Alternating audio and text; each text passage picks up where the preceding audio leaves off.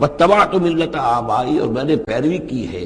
اختیار کر لی ہے ملت اپنے آبا کی، ابراہیم و اسحاق و یعقوب، یعنی ابراہیم اور اسحاق اور یعقوب کی۔ یہاں اس سے مراد کیا ہے؟ دیکھیے کہ ایک شخص جو ہے بچپن میں ہی اگر پیدا ہوا ہے مسلمانوں میں، تو ایک تو ہے موروثی عقائد کے جو اسے ملے ہیں، اور ظاہر بات ہے کہ وہ اللہ کا نام جانتا ہے، رسول کا نام جانتا ہے، کلمے اس کو پڑھا دیے گئے، نماز سکھا دی گئی۔ لیکن ایک ہوتا ہے جب انسان شعور کی عمر کو پہنچے تو خود اپنے غور و فکر سے اپنا جو فری ایک چوائس ہے اس کو ایکسرسائز کرتے ہوئے کسی شے کو قبول کرنا، کسی شے کو اختیار کرنا۔ تو گویا کہ حضرت یوسف علیہ السلام اس کا تذکرہ کر رہے ہیں کہ میں نے شعوری طور پر،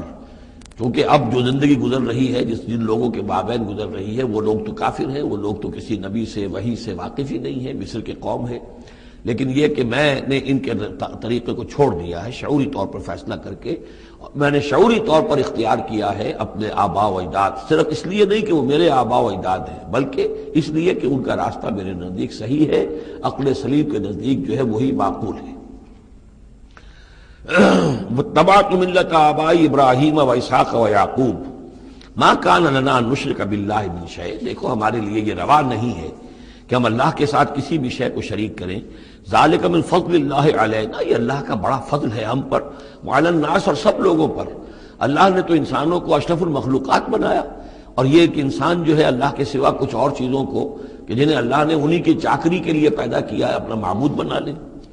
ولیکن اکثر الناس لا یشکرون، لیکن اکثر لوگ شکر نہیں کرتے، شکر گزار نہیں ہوتے۔